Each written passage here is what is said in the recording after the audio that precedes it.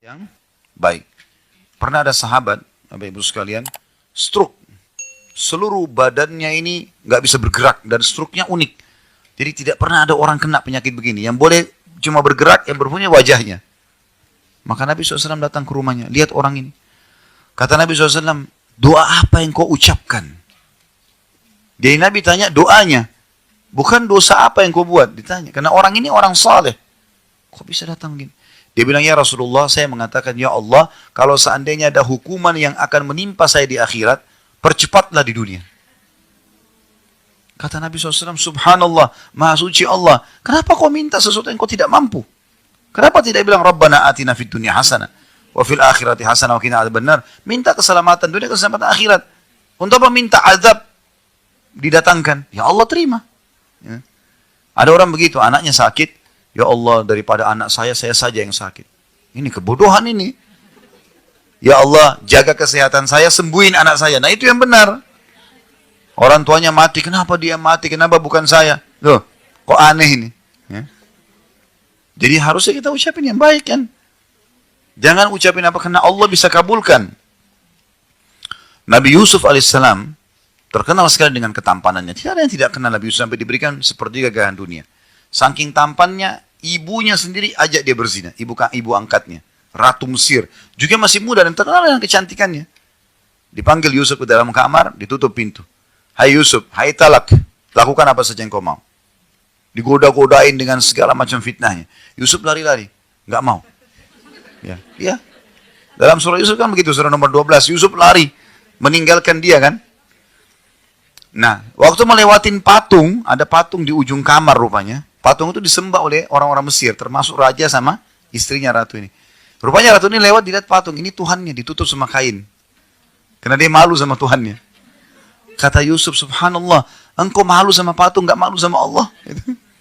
Tapi perempuan ini rupanya sudah dirasuki oleh syaitan, sudah dikuasai pada saat itu ya.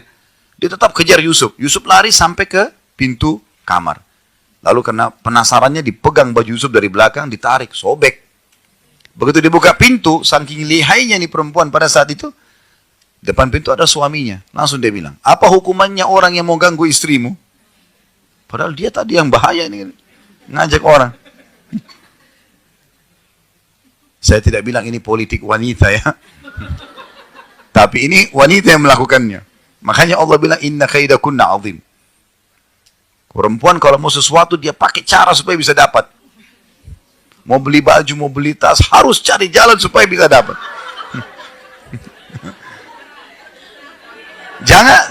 Sebentar. Jangan tersinggung.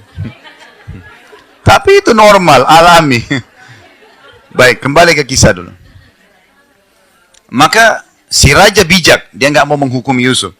Dia bilang sama orang-orang di sekitarnya, panggil hakim istana. Panggil. Datang hakimnya. Hakimnya lalu ditanya. Hakimnya tanya Yusuf, kenapa Yusuf? Ini ibu ini yang ajak saya zina. Diajak ke kamarnya, ditutup, saya dikejar-kejar. Tanya istri ratu, bagaimana ratu? Jelas-jelas orang ini di kamar saya kok. Gimana?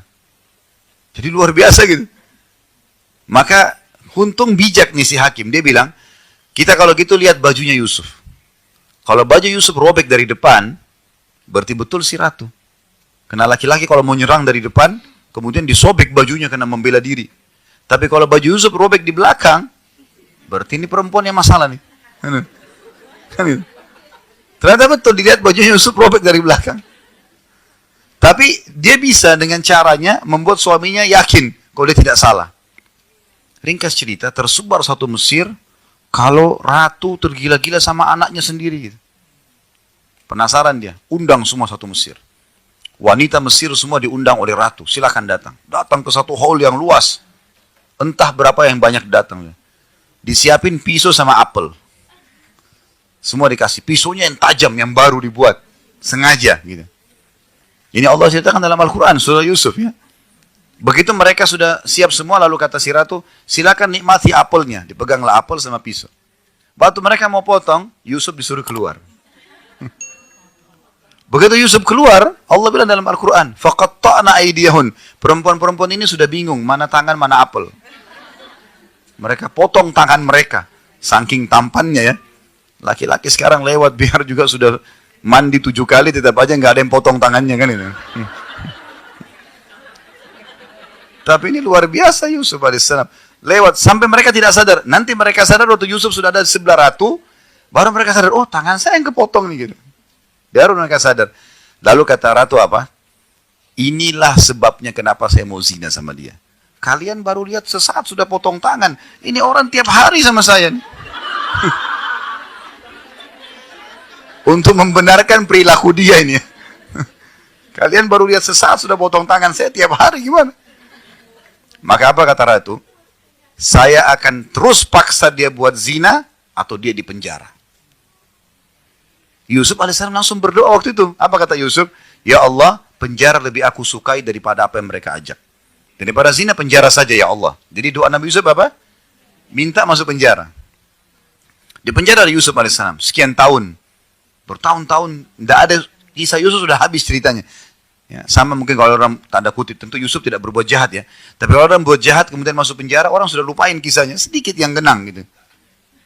Yusuf alaihissalam kedatangan Jibril, lalu Yusuf tanya, hai Jibril, kenapa Allah biarin saya lama di penjara?